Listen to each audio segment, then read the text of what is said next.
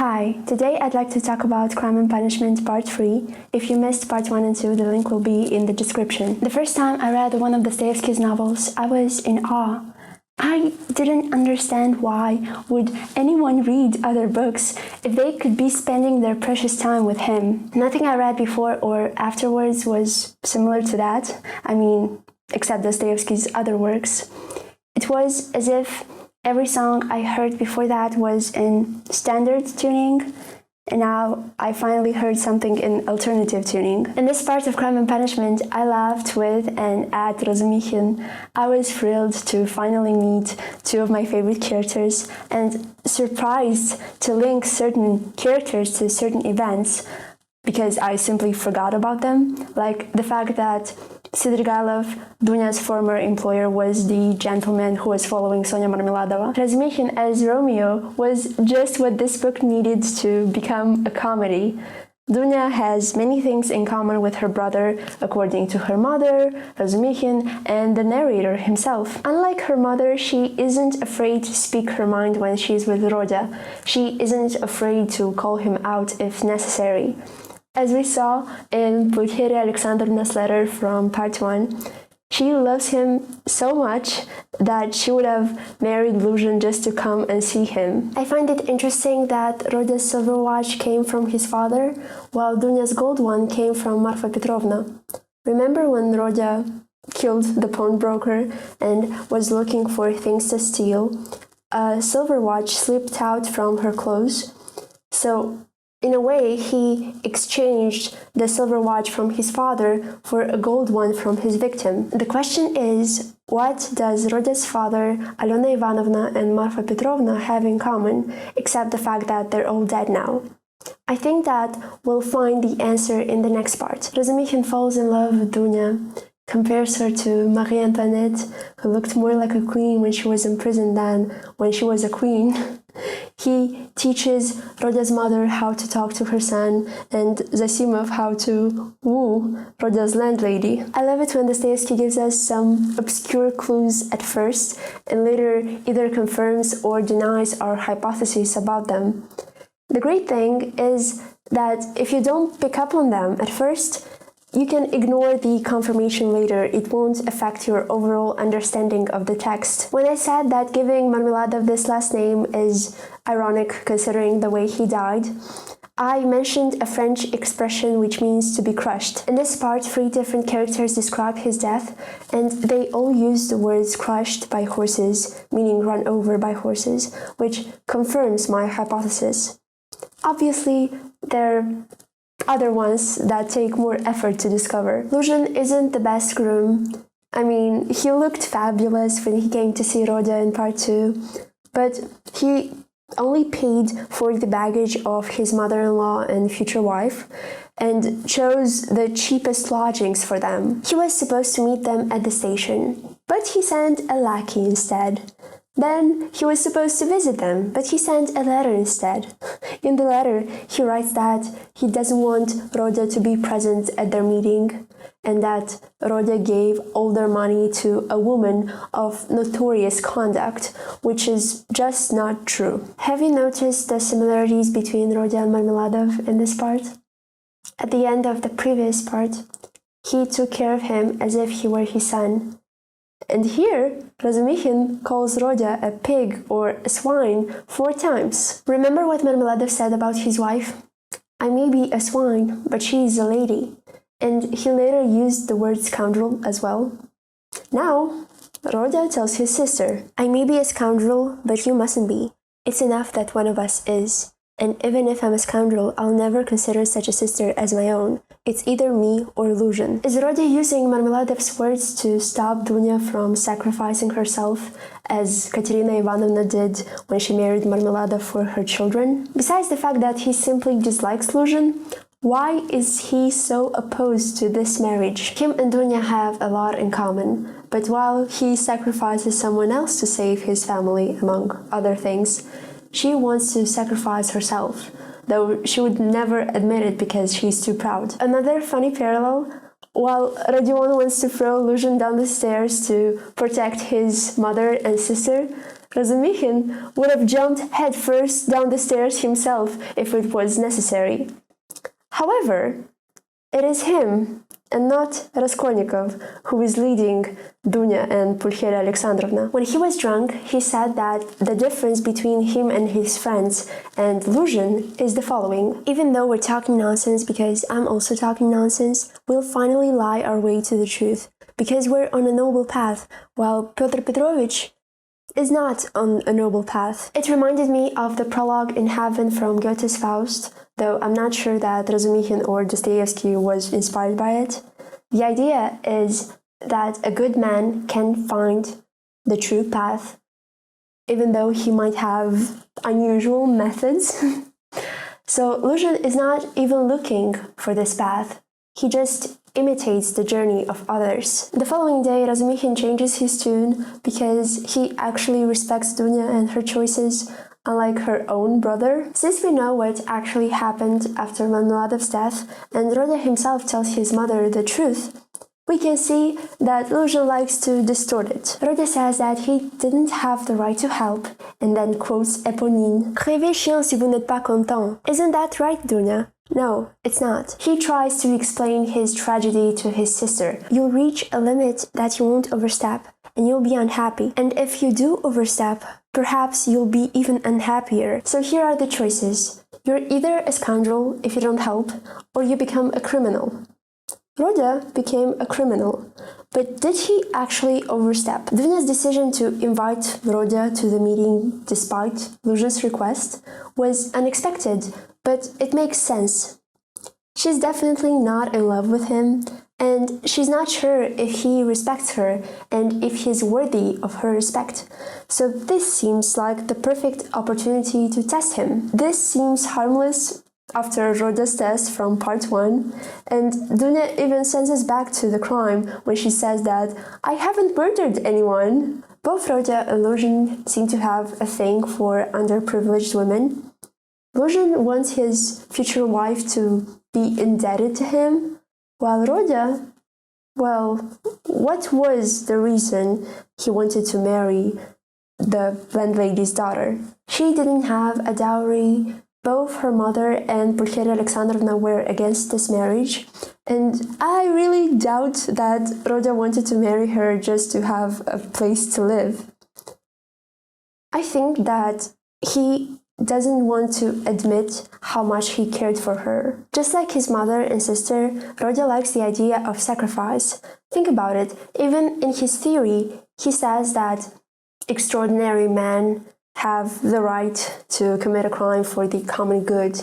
They make a sacrifice in a way. When he kills Alyona Ivanovna, though, it doesn't feel right. His fiancée's name is Natalia Yegorovna. Natalia means Christmas Day and Igor means farmer. You might have noticed that only his family and Razumikhin call the protagonist Rodya. It's not just a diminutive. It's similar to the Russian words for dear, homeland, native, and to give birth.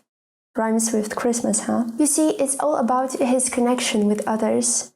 And when he tried to step over to become Napoleon, when he killed the pawnbroker and Elizaveta, he broke his ties with others. After 3 years, he can't even have a normal conversation with his mother and sister.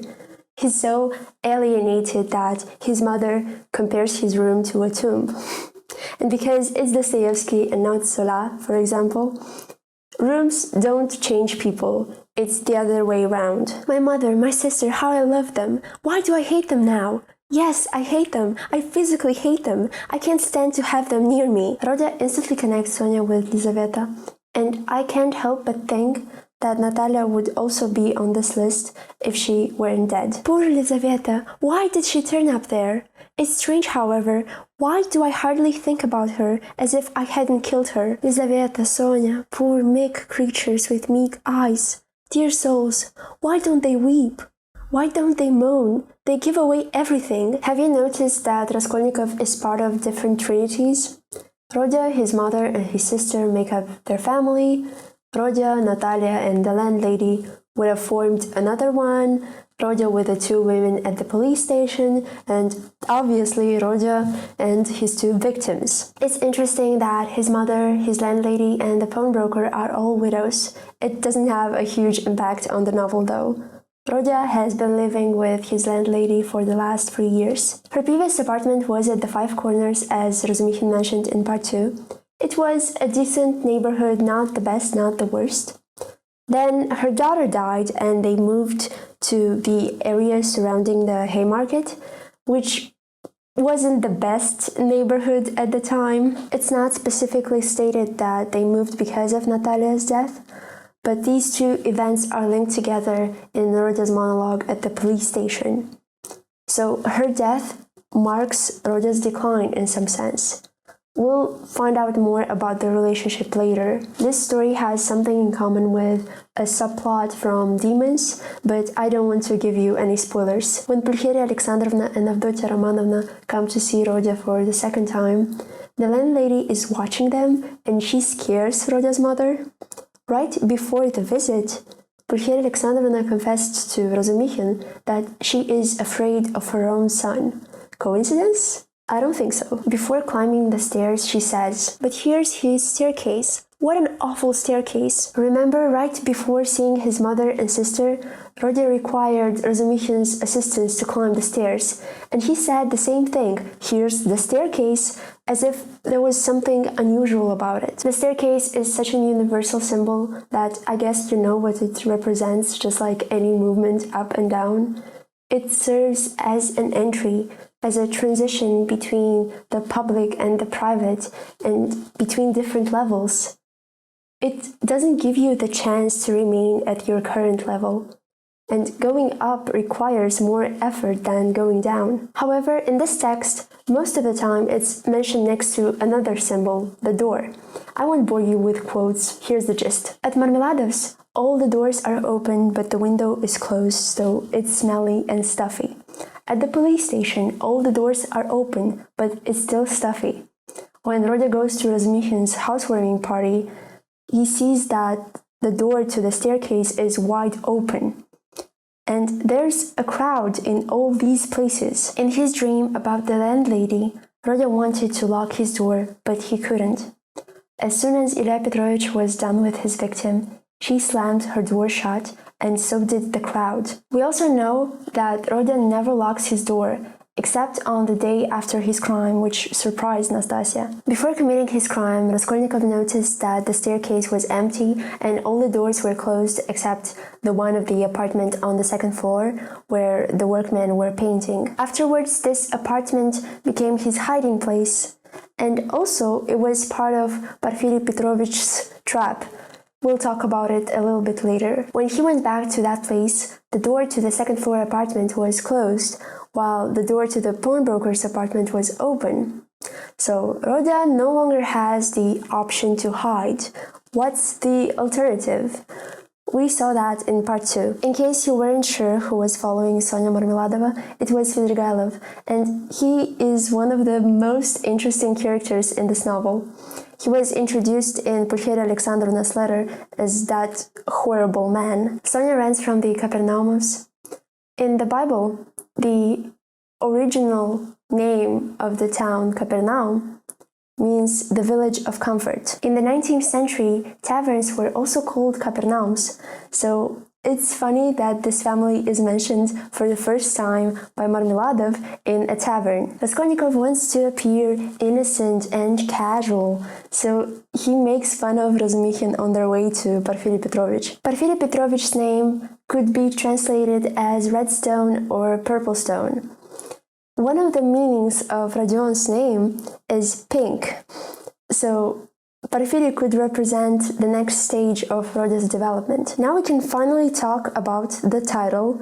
In Russian, the word crime could also be translated as transgression or stepping across or over. And this meaning is extremely important in the third part. This verb, to overstep, is also used in relation to Rodya's mother and sister. From Pulcheria Alexandrovna's description, we find out that she's very compliant, but There's a line she's never going to cross. Raskolnikov believes that people can be divided into two categories, ordinary ones and extraordinary ones. The extraordinary ones can utter their new word, change the world, so they have the right to commit crimes. They go beyond good and evil. They have this right because crime is a part of progress, but you know all this. His article was inspired by a book which was probably History of Julius Caesar by Napoleon III. The words utter their new word are also present on the first or second page of the novel. Well, now we know their full context. Raskolnikov thinks that he didn't kill a human being, but rather a principle, and he didn't step across, but remained on this side. So, although he went against his morals, he couldn't overcome his conscience. Porfiry Petrovich asks him if he considers himself an extraordinary man, and then reassures him that it's completely normal. Who in Russia nowadays doesn't consider himself a Napoleon? This is a reference to Pushkin's Evgeny Onegin. We all take on Napoleon's features, and millions of our fellow creatures are nothing more to us than tools. Napoleon said that he was two distinct men at once, the man of the head and the man of the heart. And this is how Razumixin describes Rodya to his mother and sister. He doesn't like to talk about his feelings and would sooner seem cruel than reveal his heart. It's almost as if there were two contradictory characters alternating within him. It's almost as if he was ashamed of his human side, of his best side. Razumixin disagrees with the socialists. He doesn't think that crime is a protest against the abnormal structure of society. Man is not simply a victim of his environment, and material comfort isn't the main goal of human existence. Socialists tend to oversimplify things, according to Razumixin. He doesn't like seeing this other side of Raskolnikov, the side that allows bloodshed as a matter of conscience. With Porfiry Petrovich, Raskolnikov tries to play the sympathy card at first. In Russian, he uses the words to sing Lazarus. Ironically, Porfiry asks him if he believes in the literal resurrection of Lazarus. It's as if he understands him on another level. Porfiry's trap was amazing, asking Rodya if he saw what he couldn't have seen if he wasn't guilty. Zametov, take notes. Rodya almost gives himself away when he talks to Razumixin. That's exactly what he was counting on. The fact that I wouldn't have had time to think, that I hastened to reply more plausibly, and would forget that the workman couldn't have been there 2 days before. How could you forget that? Thank God his friend tries to ignore this. Rodya envies Napoleon and company because they allowed themselves to commit crimes, and they didn't suffer like he does. No, clearly such men are not made of flesh and blood, but of bronze. This is another reference to Pushkin. This time it's The Bronze Horseman, a poem about the statue of Peter the Great. The tradesman who called Rodya a murderer, was he real? He had something feminine in his face, just like Porfiry Petrovich, and just like him, he was dressed in a robe. Razumixin was also dressed like this when Rodya went to see him in part 2, just as the man who led Rodya to Alena Ivanovna's house in his dream. Both the tradesman and Porfiry Petrovich are suspicious of Raskolnikov, but they don't seem to have any hard evidence. Rodya has another nightmare just like he did in the first 2 parts. For the past few weeks, every dream I had turned into a nightmare, and I blame Dostoevsky, to be honest.